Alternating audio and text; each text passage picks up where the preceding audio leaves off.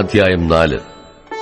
യോനായ്ക്ക് ഇത് അത്യന്തം അനിഷ്ടമായി. അവന് കോപം വന്നു. അവൻ യഹോവയോട് പ്രാർത്ഥിച്ചു, അയ്യോ യഹോവേ, ഞാൻ എന്റെ ദേശത്തായിരുന്നപ്പോൾ ഞാൻ പറഞ്ഞ വാക്ക് ഇതുതന്നെയല്ലയോ? അതുകൊണ്ടായിരുന്നു ഞാൻ തർശീശിലേക്ക് ബന്ധപ്പെട്ട് ഓടിപ്പോയത്. നീ കൃപയും കരുണയും ദീർഘക്ഷമയും മഹാദയയുമുള്ള ദൈവമായി അനർത്ഥത്തെക്കുറിച്ച് അനുതപിക്കുന്നവൻ എന്ന് ഞാൻ അറിഞ്ഞു. ആകയാൽ യഹോവേ, എന്റെ പ്രാണനെ എടുത്തുകൊള്ളേണമേ. ജീവിച്ചിരിക്കുന്നതിനേക്കാൾ മരിക്കുന്നത് എനിക്ക് നന്ന് എന്ന് പറഞ്ഞു. നീ കോപിക്കുന്നത് വിഹിതമോ എന്ന് യഹോവ ചോദിച്ചു. അനന്തരം യോന നഗരം വിട്ടുചെന്ന് നഗരത്തിന്റെ കിഴക്കേ വശത്തിരുന്നു. അവിടെ ഒരു കുടിലുണ്ടാക്കി നഗരത്തിന് എന്ത് ഭവിക്കും എന്ന് കാണുവോളം അതിൻ കീഴെ തണലിൽ പാർത്തു.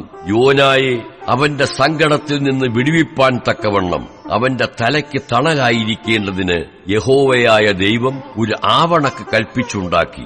അത് അവന് മീതെ വളർന്നു പൊങ്ങി. യോന ആവണക്ക് നിമിത്തം അത്യന്തം സന്തോഷിച്ചു. പിറ്റന്നാൾ പുലർന്നപ്പോൾ ദൈവം ഒരു പുഴുവിനെ കൽപ്പിച്ചാക്കി. അത് ആവണക്ക് കുത്തിക്കളഞ്ഞു. അത് വാടിപ്പോയി. സൂര്യൻ ഉദിച്ചപ്പോൾ ദൈവം അത്യുഷ്ണമുള്ളൊരു കിഴക്കൻ കാറ്റ് കൽപ്പിച്ചു വരുത്തി. വെയിൽ യോനായുടെ തലയിൽ കൊള്ളുകയാൽ അവൻ ക്ഷീണിച്ച് മരിച്ചാൽ കൊള്ളാം എന്ന് ഇച്ഛിച്ചു. ജീവിച്ചിരിക്കുന്നതിനേക്കാൾ മരിക്കുന്നത് എനിക്ക് നന്ന് എന്ന് പറഞ്ഞു.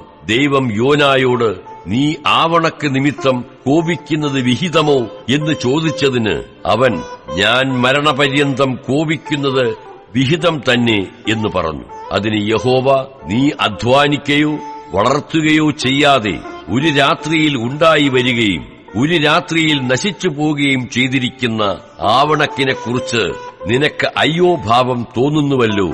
എന്നാൽ വലം കൈയും ഇടം കൈയും തമ്മിൽ തിരിച്ചറിഞ്ഞുകൂടാത്ത 1,20,000 ചെല്ലുവാനും മനുഷ്യരും അനേകം മൃഗങ്ങളുമുള്ള മഹാനഗരമായ നീനവേയോട് എനിക്ക് അയ്യോ ഭാവം തോന്നരുതോ എന്ന് ചോദിച്ചു.